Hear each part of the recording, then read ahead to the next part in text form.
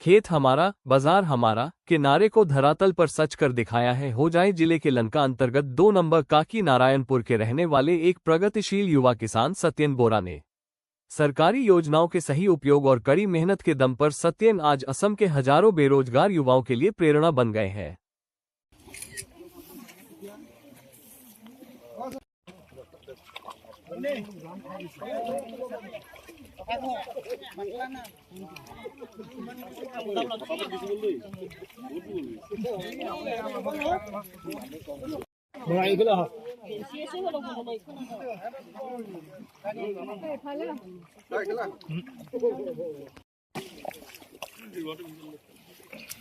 पतल कर भी है ए पतल हाथ हाथ दिन दाव पतल पतल पतल पतल पतल तुम्हाला कोण द्या बुका লাগিব या बुका লাগিব লাগিব তো নহলে কি হয় ৰুবনি না মাইনা ৰুৱে पतल के এডাল এডাল ৰুবি 2 ফুটত 3 ডাল মানে হাতত দুডালতকে আৰু পতল এইবিলাক গছাল ধৰিলে লাগি লাগি যাবগে লাগি লাগি যাব এটো নিয়ম এটো 2 ফুটত 3 ডাল ফটো ভিডিও কৰি দিব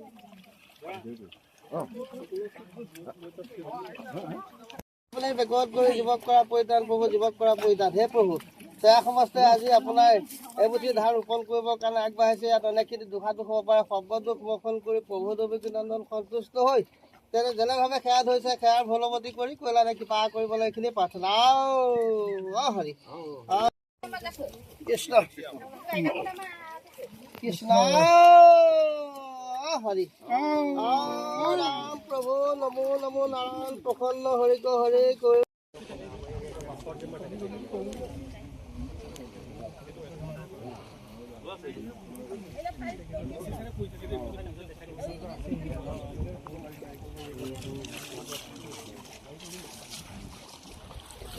এতিয়া কাকিত এবাৰো আৰু দিম আৰু দেখিছে খেতে এতিয়া এবাৰ 18 বিঘা কৰিবলৈ লৈছে আৰু এইটো ধৰি লওক 2024 আমি কমপ্লিট কৰিছিলোঁ আৰু খেতি হ'ব এতিয়া ধৰি লওক তেখেতসকলে এবাৰ ট্ৰায়েলহে লৈছে ইয়াৰ আগত বোলে বড়ো খেতি কেতিয়াও কৰা নাছিলে আৰু এবাৰ এই কাকি এৰিয়াত আমি আৰু 13টা বহাম এনেকুৱা সহযোগিতা পাইছে চৰকাৰ এইটো চৰকাৰৰ পৰাই আমি পাই আছোঁ এইখিনি হয় হয় ঠিক আছে মানে বৰ্তমান সময়ত মই এই বড়ো ধানৰ খেতি আৰম্ভ কৰিছোঁ এবাৰ মই শালি ধানৰ খেতি কৰিছিলোঁ প্ৰায় 132 বিঘা 1000 কুইণ্টেলৰ 1000 পৰা 1100 কুইণ্টেলমান ধান উৎপাদন হৈছে দি আছোঁ অসম চৰকাৰক আৰু পোনপ্ৰথমে অসমৰ মুখ্যমন্ত্ৰী মহোদয়ক মই ধন্যবাদ জনাইছোঁ যে কৃষকৰ কাৰণে যিবিলাক সা সুবিধা দি আছে বৰ্তমান সময়ত এইখিনি বহুত কৃষক উপকৃত হ'ব আৰু কৃষকৰ জীৱন মানে বহুত উন্নত জীৱন যাপন কৃষকে কৰিব পাৰিব সমাজত দেখা যায় কৃষকে সদায় মানে দুখীয়া হৈ থাকে কৃষকে সদায় দুৰ্বল মুহূৰ্তটো সদায় কৃষকৰ গতিকে এতিয়া এইখন চৰকাৰ তেনেকুৱা নহ'ব আৰু লগতে এতিয়া মই আমাৰ হোজাই কৃষি বিভাগক ধন্যবাদ জনাইছোঁ ডিঅ' ছাৰক আৰু আমাৰ ইৰিগেশ্যন ডিপাৰ্টমেণ্টৰ বিষয়াসকলকো ধন্যবাদ জনাইছোঁ যে এই এনেকুৱা এটা পাম্প দি এই যে খেতিখিনি কৰিবলৈ যিখিনি সা সুবিধা দিছে সুবিধা পাইছোঁ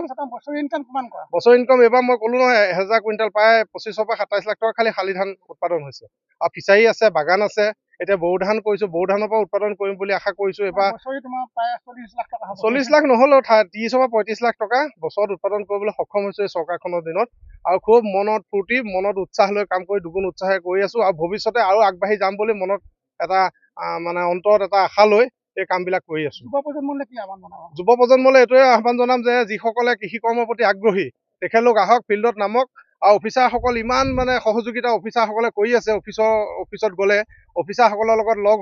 লগ হৈ পেলাই এই কামখিনি আগবঢ়াই যাওক আৰু নিজৰ কামৰ লগতে আৰু 10জনো লগত মানে নিজৰ ল'ৰা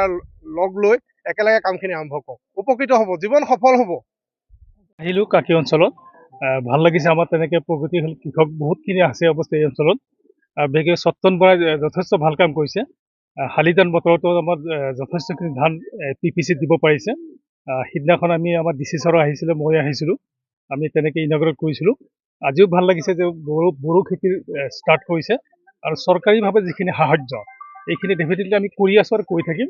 আৰু মই আশা কৰিছোঁ যে কাকি অঞ্চলৰ মানুহে যিখিনি আমাৰ কৃষক আছে এইখিনি নিশ্চিতভাৱে তেওঁলোকে উপকৃত হ'ব পাৰিব চৰকাৰী যিসমূহ আঁচনি আছে কৃষকৰ প্ৰতি সেই আঁচনিসমূহ গ্ৰহণ কৰি আচলতে এজন স্বাৱলম্বী হ'ব পাৰে ডেফিনেটলি হয় নিশ্চিতভাৱে আমাৰ তেনেকুৱা স্কিম আছে আমাৰ কৃষকখিনি স্বাৱলম্বী কৰিবৰ কাৰণে আমাৰ আঁচনিবিলাক চৰকাৰে লৈছে আৰু সেই হিচাপে আমি আগবাঢ়ি গৈ আছোঁ আৰু কিন্তু এটা কথা ঠিক, কৃষকখিনি অলপ আগবাঢ়ি আহিবলৈ আমাৰ লগত যোগাযোগ কৰিব লাগিব। আমাৰ কেৱল আমাৰ ডিপাৰ্টমেণ্টে নহয়, ইৰিগেশ্যন ডিপাৰ্টমেণ্টো আছে, বাকী ডিপাৰ্টমেণ্টৰ সকলো আছে। তেওঁলোকে নিশ্চিতভাৱে তেওঁলোকে সুবিধাবিলাক দি আছে, দি থাকিব। ইয়াত দেখিছোঁ এটা ডাঙৰ ডিপ টিউবৱেল কৰা আছে, আৰু ইতিমধ্যে ইৰিগেশ্যনৰ পৰা জনাইছে তেওঁলোকৰ এই আঁচনিটো আহিছে। গতিকে কাকি অঞ্চলৰ যথেষ্ট ডিমাণ্ড আছে, বিশেষকৈ পানীৰ কাৰণে পানীৰ ব্যৱস্থা কৰি দিব লাগিব। আৰু এইখিনি কৰিলে নিশ্চিতভাৱে আমাৰ যিটো ফচলৰ যিটো প্ৰডাকশ্যন, এইখিনি নিশ্চিতভাৱে কাকি অঞ্চলত দিব পাৰিব। আৰু আমাৰ ডিষ্ট্ৰিক্টখনৰ কাৰণে এইটো এটা ডাঙৰ এচিভমেণ্ট হ'ব বুলি মই আশা কৰিছোঁ।